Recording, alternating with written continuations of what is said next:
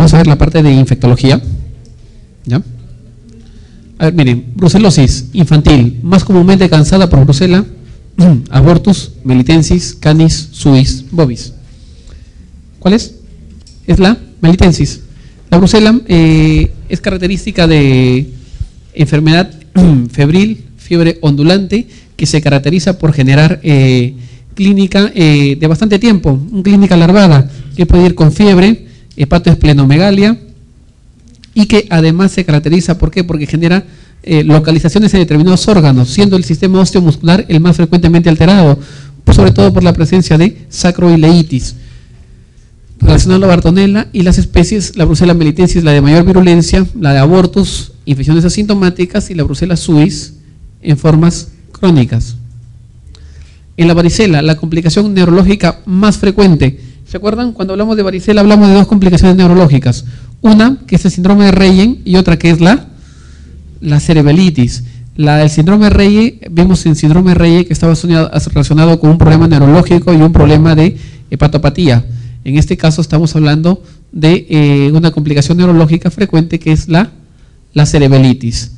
Y la cerebelitis se caracteriza porque los niños van a tener ataxia. Por eso a todo niño con varicela que ustedes diagnostiquen, háganlo caminar. Entre las complicaciones podemos tener complicaciones respiratorias, neumonía, neumonitis. Y la más frecuente de las complicaciones en varicela es la hipertigenización de las lesiones, sobreinfección bacteriana de las lesiones, por estrepto o estafilo. Difteria, la complicación esperada con mayor frecuencia, ¿cuál es? Hablamos de neuri, mio, obstrucción de vías aéreas, nefritis, encefalitis. La clave es la B, miocarditis. Miren, todo esto de difteria, Corynebacterium diphtheriae, gran positivo, único reservorio del hombre, es la causa de lo que conocemos como croup. El verdadero croup es la difteria. Test de Schick, el test de Schick a veces acostumbran a preguntarlo para más que todo generar confusión. Test de Schick positivo significa que no ha tenido contacto con el germen, susceptible de infección. Test de Schick negativo, hay presencia de antitoxinas. ¿Qué va a generar? Necrosis celular y pseudomembranas blanco-grisáceas que se localizan en la vía aérea superior. La enfermedad sistémica es el problema, genera compromiso neurológico, cardíaco y renal. La complicación más frecuente es miocarditis, se presenta en la segunda, tercera semana. Complicación más frecuente, causa más frecuente de muerte. Las segundas complicaciones, aparte de cardíacas, son neurológicas y son alteraciones a nivel de los pares craneales. En la segunda, sexta semana, sobre todo parálisis de paladar blando o parálisis oculomotora y oculociliar. En los bancos hay preguntas sobre las dos, ¿ya? Pero esta es un poco que se desconoce, ¿ya? Es tener en cuenta que la difteria, el segundo grupo de complicaciones son a nivel neurológico, sobre todo a nivel de cara, parálisis de nervios craneales. También se puede presentar en periféricos. Usualmente la herpangina se presenta en niños, está relacionada con, miren, cuando evaluamos una boca y vemos que hay una infección en la boca, importa mucho la localización de las lesiones. Si abrimos la boca y vemos lesiones ulcerativas que están distribuidas en toda la cavidad oral, estamos pensando en una gingivoestomatitis probablemente herpética. Si abrimos la boca y vemos que en la parte de las encías, en la parte anterior no hay nada, vemos los pilares anteriores. Y herpangina tiende a localizarse justamente ahí, lesiones ulcerativas, pero en los pilares anteriores, ¿ya? Si evaluamos faringitis, abrimos la boca y vemos la parte posterior y vemos la parte amigdalar. Entonces, herpangina se debe a eso, es una infección que está localizada en los pilares anteriores. El germen más frecuente dentro del grupo general se llaman enterovirus. Dentro de estos enterovirus, el grupo es el Coxsackie virus, ya el Coxsackie virus, el Coxsackie tipo A. El Coxsackie tipo A tiene general la herpangina y la enfermedad mano-pie-boca. Mano-pie-boca, le abrimos la boca al niño que puede tener tanto herpangina como puede haber también lesiones en la mano, pero lesiones tipo vesiculares. ¿Se acuerdan cuando vimos en enfermedades exantemáticas? Vimos enterovirus y la clínica típica de los enterovirus son lesiones vesiculares. Son lesiones vesiculares que se encuentran en el dorso de pie y se encuentran en la mano, pruriginosas algunas de ellas. Y el Coxsackie B genera miocarditis, pericarditis y pleurodinea, problemas a nivel torácico básicamente, a nivel de corazón, a nivel de pleura y a nivel de dolor muscular pleural. El poliovirus, que es otro elemento que forma parte de los enterovirus, hablamos de parálisis flácida aguda, meningitis. Hablamos de meningitis hace rato, hablamos de meningitis bacteriana. Cuando hablamos de meningitis viral, hay que tener en cuenta cuáles son los gérmenes más frecuentes. Meningitis viral, la causa más frecuente es enterovirus, ¿ya? Y la siguiente causa más frecuente es el herpes virus, ¿ya? Por eso causa más frecuente de MEC viral, más del 90% de los casos son por enterovirus. Además, causa más frecuente de exantemas en verano, los enterovirus. Herpes virus tipo 6, en la clave, ¿qué genera? Exantema súbito, ¿cierto?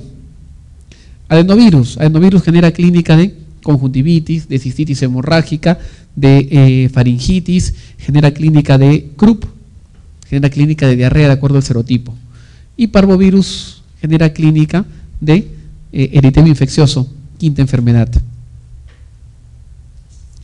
En relación al tétano, señale usted lo falso. Hablamos primero sobre tétano. Miren, Clostridium tetani, anaerobio gram positivo. 4 formas clínicas: la local, la generalizada, el neonatal, que es lo que más nos importa. La local es la poco común, la cefálica es rara, la generalizada es la más común. Primer punto, generalizada, forma más común de tétano.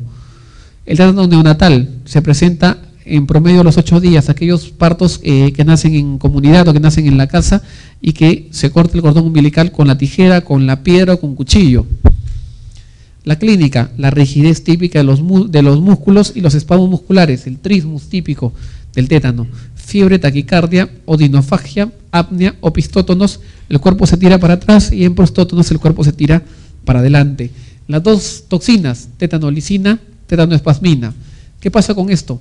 La bacteria prolifera en las condiciones anaeróbicas. Las toxinas penetran en las fibras nerviosas motoras y llegan al sistema nervioso central, inhiben a las neuronas productoras del GABA y provocan la clínica típica. ¿Qué me quiere decir esto? Que una vez que entra el germen se va a ir por el sistema nervioso central, que nunca yo voy a aislar tétano de sangre. ¿Por qué? Porque si me dicen que yo tengo que cultivar el tétano, les tengo que decir que la conducción es por fibras nerviosas inhibitorias de las células neuronas productoras del GABA.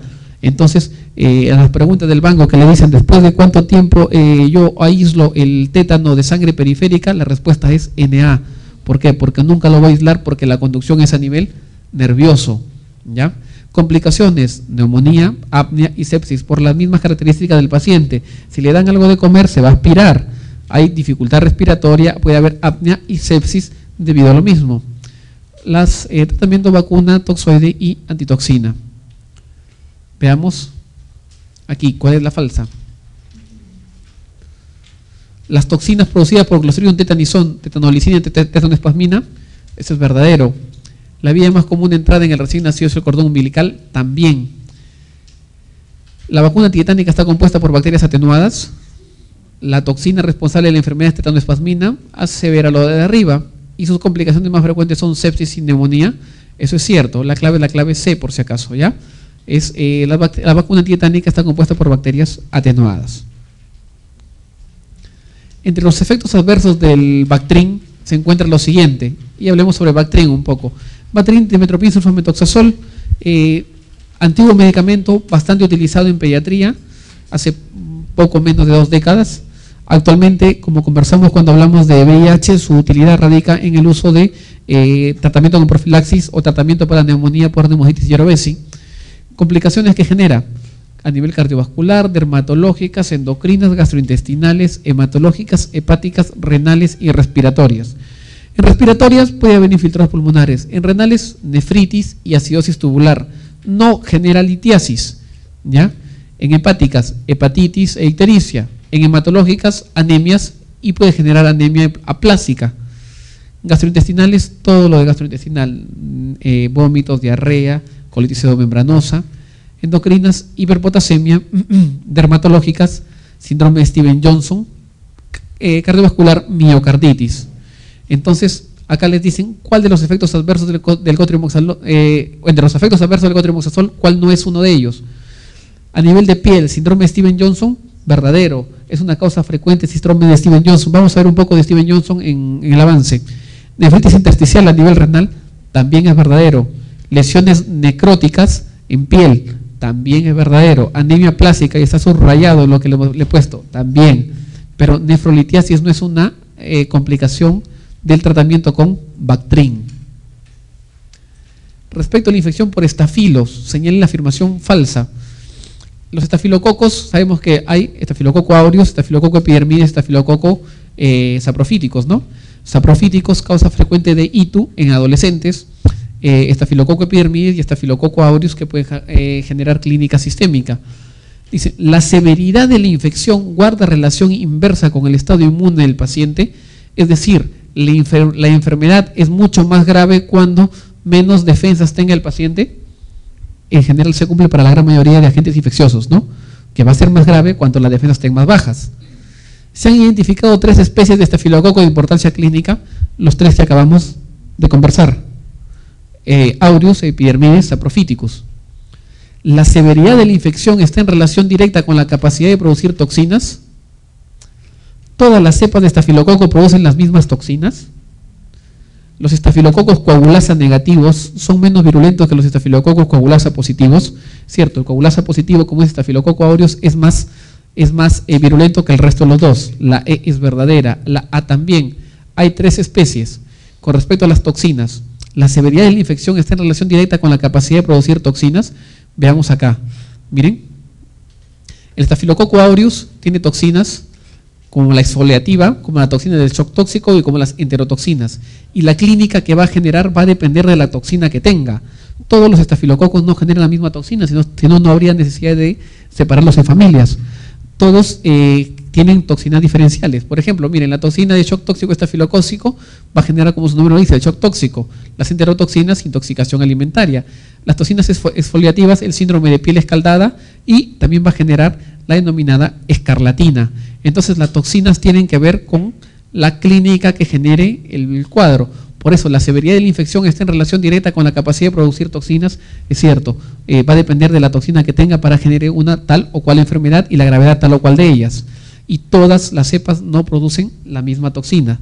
Dicen de estafilococo, o sea, significa que Saprophyticus produce lo mismo que Staphylo aureus, o que Epidermidis produce lo mismo que Staphylo aureus, o que uno y el otro produzcan lo mismo. No, no es cierto.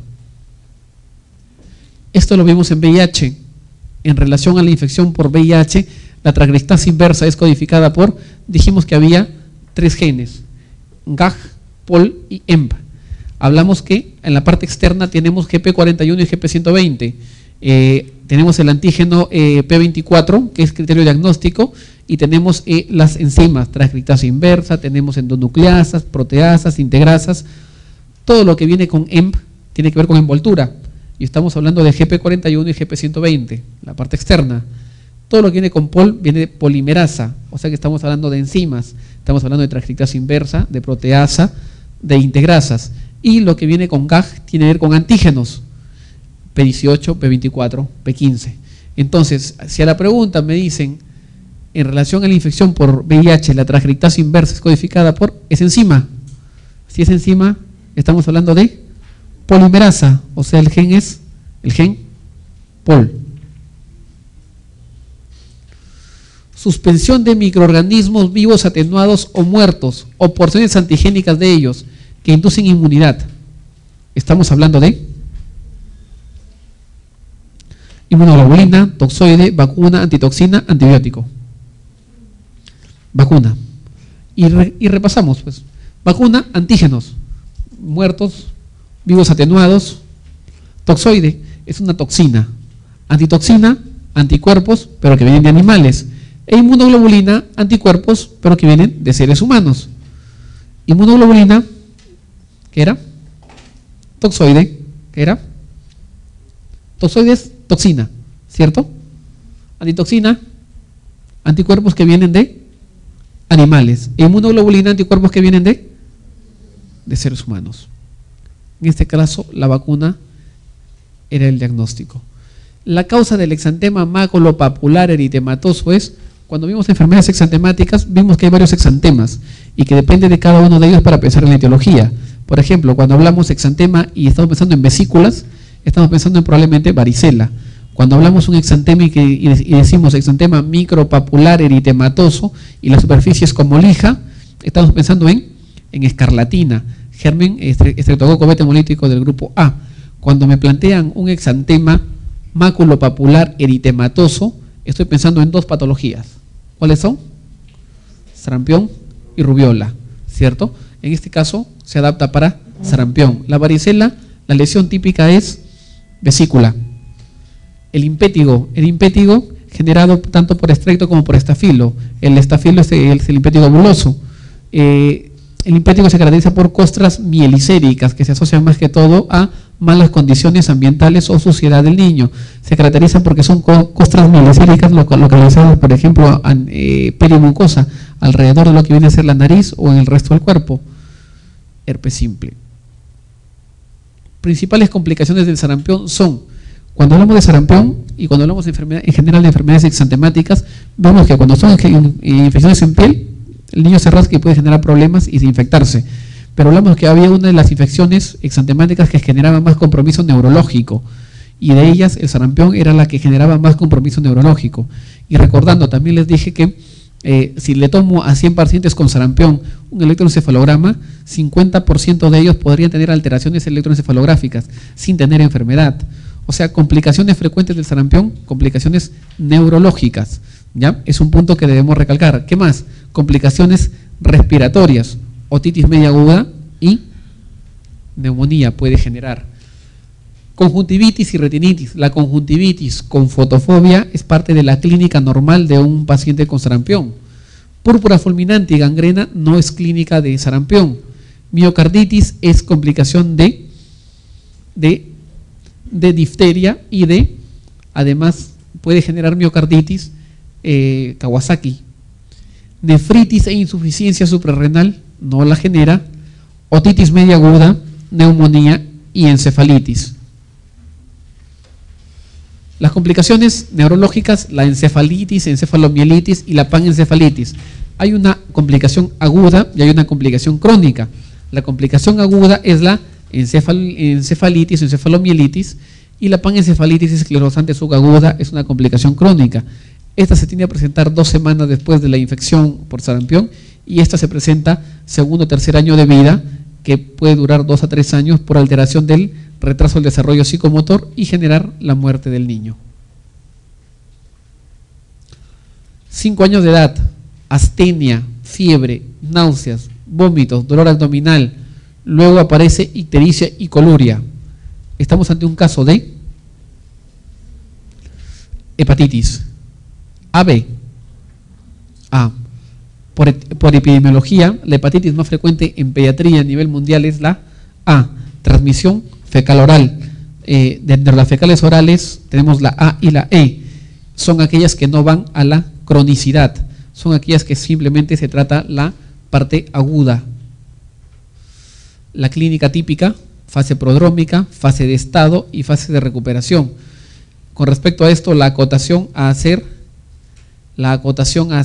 que es que 2/3 de hepatitis son anictéricas, que la ictericia no es un criterio para pensar en que el paciente pueda tener sí o sí hepatitis, que muchas de ellas las diagnosticamos básicamente con dolor abdominal y con vómitos. Miren este caso, que es un caso interesante. Lactante de 5 meses que inicia su enfermedad con rinorrea y estornudos. A las 12 horas alza térmica y tos leve. A las 48 continúa con fiebre, dificultad respiratoria y diarrea. Al examen signos de deshidratación moderada, crepitantes y hepatomegalia. O sea, este niño que inicia con un cuadro respiratorio alto, probablemente un cuadro viral, tiene después de 48 o 72 horas localizado un problema ya a nivel gastrointestinal, un problema respiratorio y un problema en el sistema retículo endotelial. Eso es lo que conversábamos cuando hablamos al inicio de rotavirus y adenovirus, que hacen viremias, un grupo de virus, y que esas viremias que hacen los grupos de virus hacen que se localicen en distintas partes del cuerpo luego de haber tenido un inicio como cualquier otro virus. Entonces, me dicen, infección urinaria, no tiene nada. Bronconeumonía, probablemente sí lo tenga, una neumonía, pero también tiene un cuadro de diarrea. Entonces, diarrea aguda infecciosa, pero ¿dónde queda la parte respiratoria? Fiebre tifoidea no genera clínica de este tipo. Entonces, estamos hablando de un proceso infeccioso viral. No les dicen cuál. Puede ser adenovirus, sí puede ser adenovirus el que genera este cuadro, pero no les dicen cuál. Entonces, cuando las preguntas les planteen algo tan sistémico, algo que no se vaya a un solo órgano o a una sola patología, la gran mayoría de elementos que lo plantean como diagnóstico son los virus, ¿ya? Los virus son responsables de la gran mayoría de ese tipo de enfermedades sistémicas, sin una clínica muy clara. Caso 1. A ver, niño de 10 meses de edad, previamente normal, acude a emergencia porque tuvo una crisis convulsiva que se dio espontáneamente en el trayecto. Hace 3 días inició con fiebre 39 a 40, aparentemente resistente a dichos antitérmicos y además irritabilidad e hiporexia. En el examen físico, afebril, exantema rosado, más intenso en nalgas y en el tronco, con adenopatías y sin esplenomegalia. ¿En qué tiendo a pensar? Entonces, me está hablando de 2 etapas. Una etapa en la cual el niño primero, a los 3 días iniciales, tenía fiebre elevada, incluso hace convulsión. Convulsiona el niño y al momento que lo encontramos en emergencia ya, no hay fiebre y hay un exantema rosado. ¿Cuál es la clave que está ahí? Exantema súbito, ¿todos de acuerdo? Tiene las 2 etapas. La primera etapa febril y la segunda etapa afebril. En la segunda etapa afebril aparece el exantema, que se caracteriza por ser rosa pálido. Es un rosado, es un exantema rosa pálido. ¿Que tiene adenopatía? Sí, puede tener adenopatía, puede tener una leve faringitis. Ahí están las 2 etapas. Aquí por si acaso es sarampión, ¿ya? Para que lo corrijan. ¿Ya? Y repasamos cuáles son las diferencias entre el sarampión y la rubiola. El sarampión y la rubiola tienen las mismas etapas. ¿Cómo diferencio una de otra? Primero, el sarampión es un paciente que tiene fiebre elevada, es un paciente que luce mal al examen, con tos, con afonía, con conjuntivitis, con fotofobia. Diferente a la rubiola, que la fiebre es baja, el paciente luce bien, la conjuntivitis es sin fotofobia. El enantema típico del sarampión es las manchas de Koplik, mientras que el inespecífico de la rubiola es las manchas de Forchheimer. Exantema maculopapuloso generalizado en ambas, sino que en el sarampión tiende a demorar 2 a 3 días en cubrir toda la superficie corporal, mientras que en la rubiola lo hacen 24 horas, rápidamente. O sea, el tiempo de evolución es mucho más rápido en la rubiola que en el sarampión. Clínica diferencial de rubiola, las adenopatías, que son típicas, sobre todo occipital, retroauricular y cervicales posteriores, que pueden estar hasta mes y medio las adenopatías, en que duren el tiempo y vayan disminuyendo de manera progresiva. Génito urinario. Niño de 2 años de edad es evaluado por antecedentes de diarreas con sangre. 2 semanas después, oliguria y edema. Diagnóstico más probable, ya hemos visto varios casos de esto. Estamos hablando de urémico hemolítico, ¿no? Urémico hemolítico, antecedente de diarrea con sangre. 2 semanas después, oliguria para pensar en insuficiencia renal y edema por lo mismo. La tríada típica, IRA, anemia hemolítica microangiopática y trombocitopenia. ¿Quién es la que puede faltar en algún momento? La IRA. La anemia hemolítica microangiopática lo evalúo con lámina periférica y voy a encontrar que el paciente, aparte de tener reticulocitos aumentados, tiene esquistocitos en sangre periférica. La trombocitopenia, que fluctúa entre 50.000 a 100.000. ¿Cuál de las siguientes es la causa más frecuente de HTA en la infancia? Miren, cuando ustedes les dicen HTA en el adulto, su conclusión es generalmente esencial, ¿no?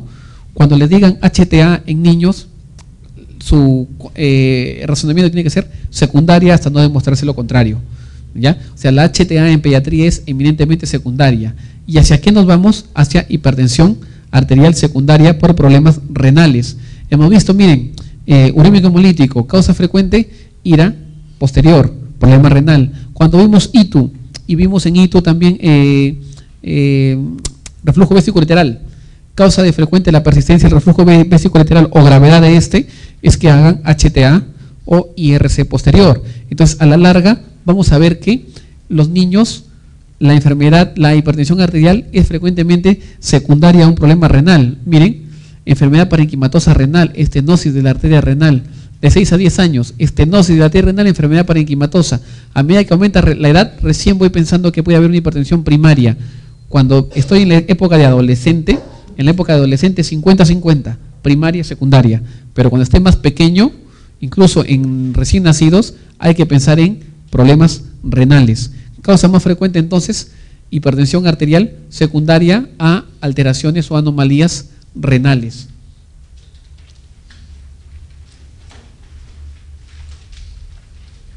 Lactante de 3 meses de edad, no se palpa el testículo derecho. La actitud correcta es hormonas, le hago una laparoscopía, le hago una laparotomía, lo observo o le hago una apexia, o sea, lo fijo.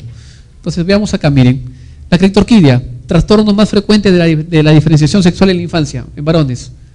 Si un testículo no ha descendido en los primeros 6 meses, es poco probable que lo haga después. Tiempo para espera, 6 meses de edad. ¿Ya? Los 6 meses yo tengo que darle chance al niño para que espere todavía a que el testículo baje. Si no, ya aplico tratamiento. Y la aplicación de tratamiento es básicamente fijación, hacer una apexia, que se hace entre los 9 y a los 12 meses. O si es que ese testículo ya no funciona, lo puedo quitar, una orquiectomía. Si es que veo que es un testículo en ascensor o que es un testículo que puede descender, le puedo dar un tratamiento hormonal. Consecuencias de no hacer el tratamiento en la época adecuada. La infertilidad. A los 12 años puede el niño tener un cáncer, seminoma, hernias inguinales, torsión testicular y los efectos ecológicos derivados de todo este tipo de problema. Entonces, si vamos al caso clínico, tiene 3 meses de edad y no le encuentro testículo. Le doy hormonas, le hago la laparoscopía o la laparotomía, simplemente espero y observo, o le hago una apexia. Observamos todavía, tenemos chance, tiene 3 meses de edad, hasta los 6 meses podemos observar.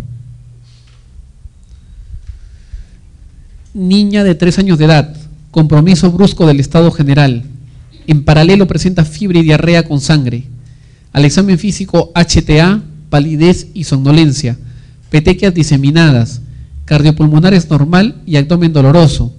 Al examen, hematuria, hemoglobina de 7, leucocitosis, plaquetas de 37.000, TTPA y TP normales. Diagnóstico probable.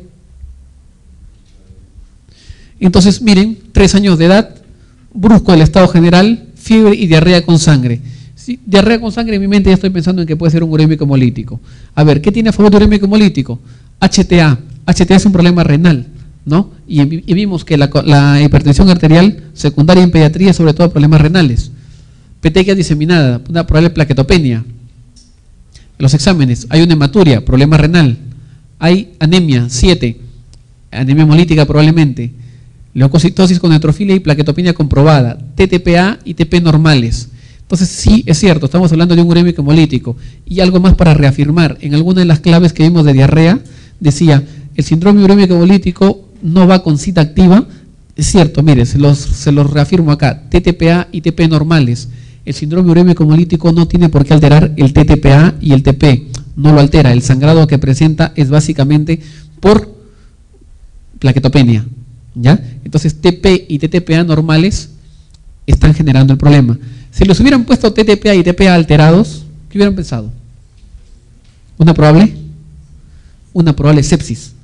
Una probable sepsis. Por eso, en la práctica, cuando yo quiero evaluar la diferencia entre una sepsis, ¿la sepsis genera sangrado? Sí. ¿La sepsis genera plaquetopenia? También. ¿La sepsis genera insuficiencia renal? Claro que sí, falla multiorgánica. ¿La sepsis genera insuficiencia renal? Ya quedamos que sí.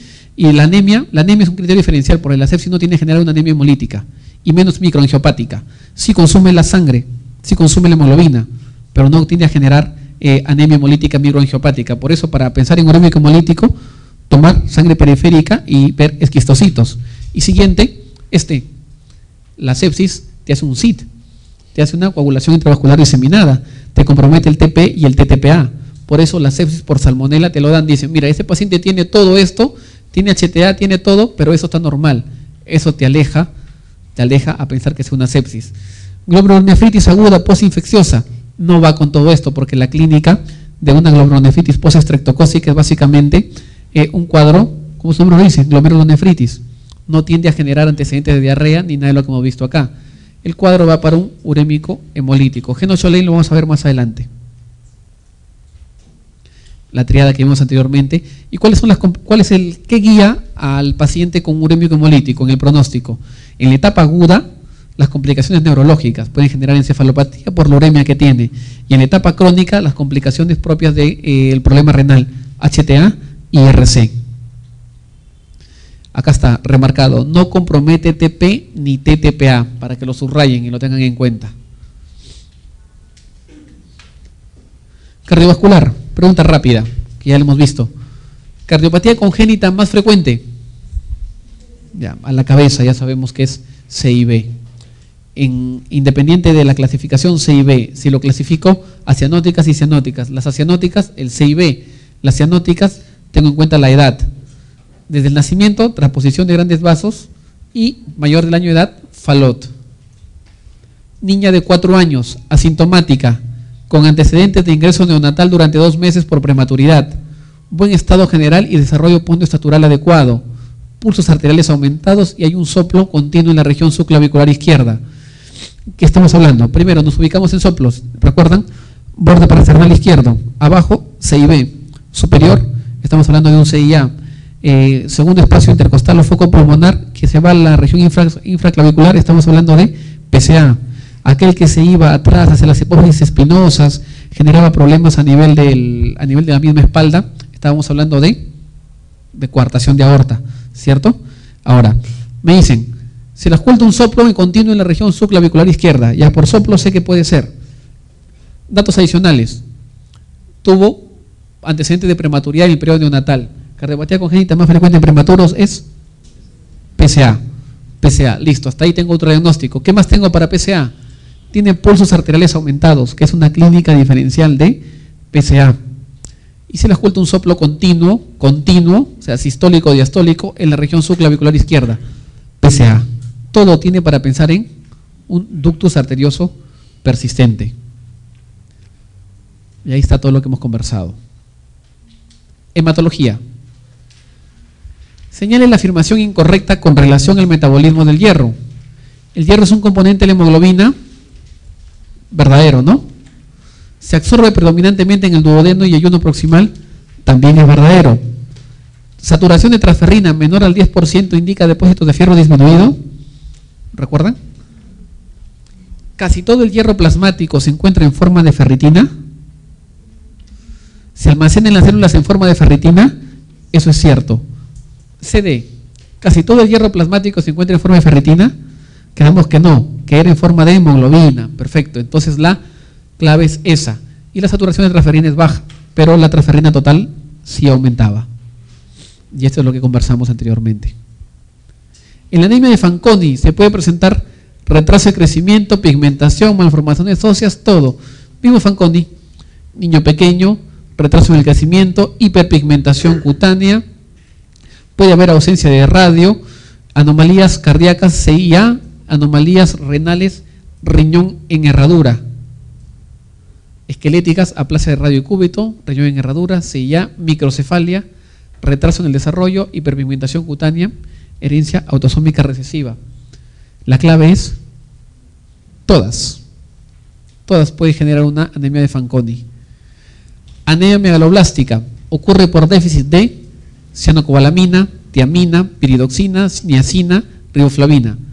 De vitamina B12, cianocobalamina. Neonatología. La causa más frecuente de convulsiones en el RN, ¿cuál es? Infecciosa, metabólica, parasitaria, hipertermia, hormonal. Casi lo más frecuente es hipoglicemias, ¿cierto? Y las hipoglicemias vamos para la parte metabólica. Con relación a la parálisis del plexo braquial superior del recién nacido Erduchen, señale lo correcto. Nos ubicamos en traumatismo obstétrico. Parálisis braquial, Erduchen, Klunke. Miren, cuando se asocia a distocia de hombros, hablamos de Erduchen y las raíces son C5, C6 e incluso hasta C4 con parálisis frénica.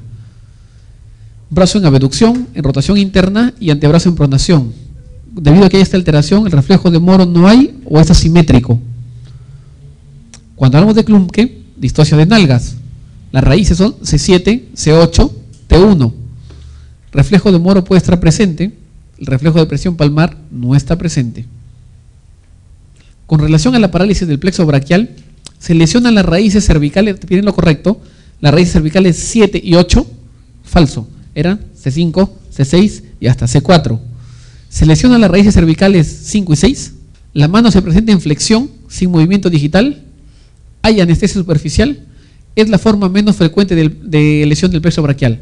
Al contrario, es la forma más frecuente porque el hecho de que la mayoría de partos se presentan vía cefálica, no son de la otra forma. Se lesionan las raíces cervicales C5 y C6, es la clave. ¿Ya? Onco. Esta es una pregunta media yuca, ¿ya? O sea, no es una pregunta usual en cáncer, ¿ya? Y como les dije a los colegas de la tarde, y supongo que sigue siendo así el planteamiento de los exámenes de admisión de residencia.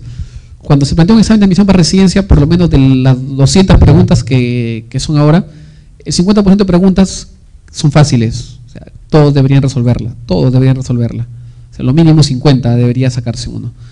El 30% restante son una complejidad intermedia. ¿Ya? O sea, estamos hablando de 160 puntos más o menos hasta ahí, 160 preguntas. Y el 20% restante sí son preguntas difíciles. O sea, preguntas difíciles que de repente las resuelve alguien que leyó un poquito más o alguien que revisó un poco más en unos ciertos temas, que casi siempre marcan el ingreso de una u otra persona o la sede a la que tiene que ir. Entonces, hay preguntas un poco difíciles.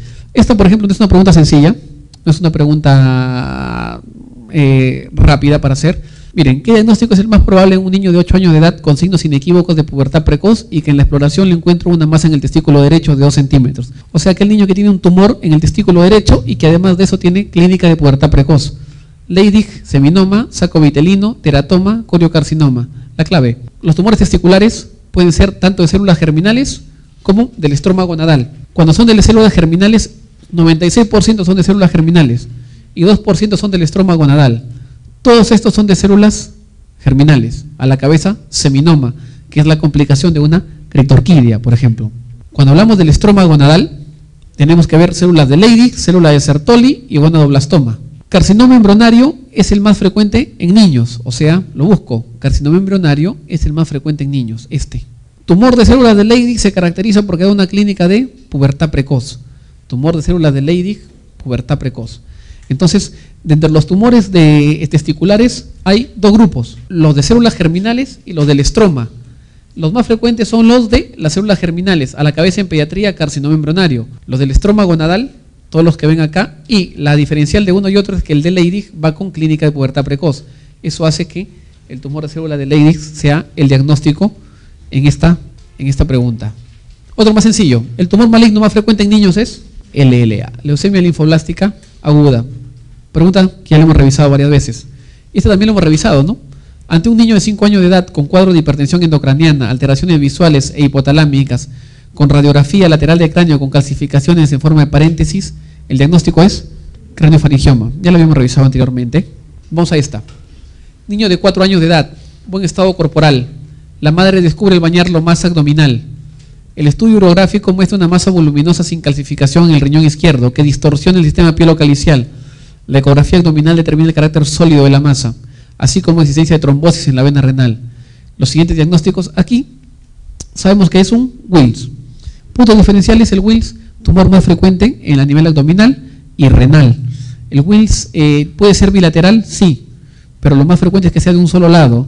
El Wills tiende a pasar la línea media, o sea, tengo un Wills derecho, se tiende a ir al lado izquierdo, si hago una línea media imaginaria, el Wills no tiende a pasar, o sea, el Wills tiende a ser unilateral sobre todo, ¿ya? Diferente de neuroblastoma. Neuroblastoma, si hago la línea imaginaria, el neuroblastoma se puede pasar esa línea imaginaria, o sea, puede pasar la línea media. La edad, generalmente ambos están, neuroblastoma 2 años promedio, Wills 3 años promedio.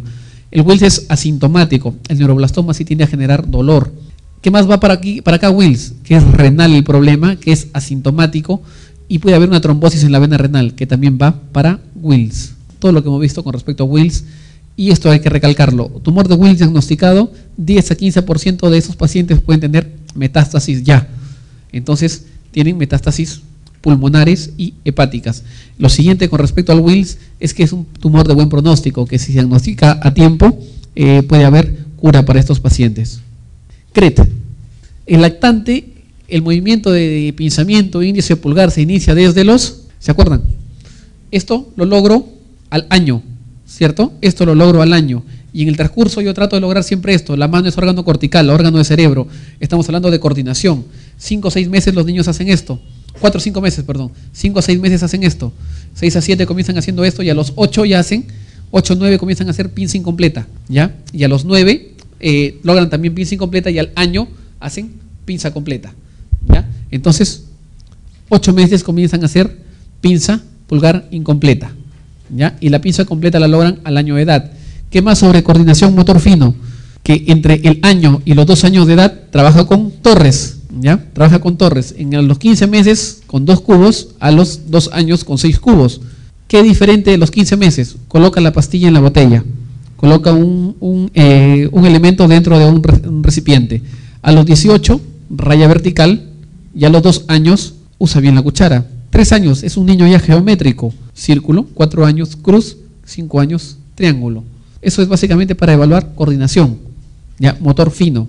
Cuando yo no sé qué cosa tiene el niño o qué edad tiene el niño, qué talla, la madre quiere la talla, yo no tengo mis tablas y ella quiere saber si el peso del niño está dentro del rango normal o la talla también. Aquí me dice qué fórmula entre las siguientes debo utilizar para calcular el peso de un niño normal a esa edad. Y las fórmulas son estas, ¿no? Edad en años por 2 más 8 y edad en años por 6 más 77. Primero para la talla, el primero para el peso, perdón, el segundo para la talla. Fórmulas de memoria. Respecto a la lactancia materna, señale usted lo falso. Protege contra enfermedades respiratorias y gastrointestinales. La invasión bacteriana es reducida por factores como la lactoferrina y la lisozima. La IgG es la principal inmunoglobulina en la leche materna. El calostro posee actividad antiinflamatoria y la prolactina es útil en el desarrollo inmunológico neonatal. ¿Cuál es la clave? La clave es C, ¿no? Porque sabemos que la inmunoglobulina principal es la IgA. La IgA es la principal, como lo recalco acá abajo. Y hay elementos importantes no específicos que me ayudan a protección. ¿Cuáles? Lactoferrina, macrófagos, lisozima, inhiben el crecimiento bacteriano, tienen actividad proinflamatoria muchos de ellos y ayudan a evitar que el niño tenga infecciones a repetición. La edad ósea se retrasa por todas las causas que se mencionan a continuación, excepto la edad ósea. Cuando conversamos sobre crecimiento y desarrollo dijimos que es el mejor elemento para evaluar el crecimiento, que se utiliza tomando una radiografía y que al evaluar la radiografía yo puedo decir el niño tiene tal o cual edad y que la diferencia entre la edad ósea y la edad cronológica debe ser máximo de 2 años de edad. Si es que no, tengo que pensar que el niño puede tener algún problema que esté explicando dicha diferencia. Entonces me dicen, ¿qué puede alterar la edad ósea en un niño? Problemas de desnutrición, claro, por falta de crecimiento adecuado. Deprivación emocionales también. Deficiencia de hormona de crecimiento, mucho mayor motivo, no está creciendo de manera adecuada. Retraso constitucional, hablamos en retardo constitucional de crecimiento. La edad ósea estaba afectada, a diferencia de la talla baja familiar, que no estaba afectada. Enfermedad aguda, cualquier enfermedad aguda altera la enfermedad ósea. Un resfrío es una enfermedad aguda, una otitis es una enfermedad aguda, una neumonía es una enfermedad aguda. Entonces las enfermedades agudas no tienden a alterar la edad ósea. Lo que lo alteran son problemas constitucionales, hormonales, desnutrición, hasta psicológicos incluso, porque generan desnutrición secundaria. ¿Con qué lo evaluó? Con radiografía de muñeca izquierda.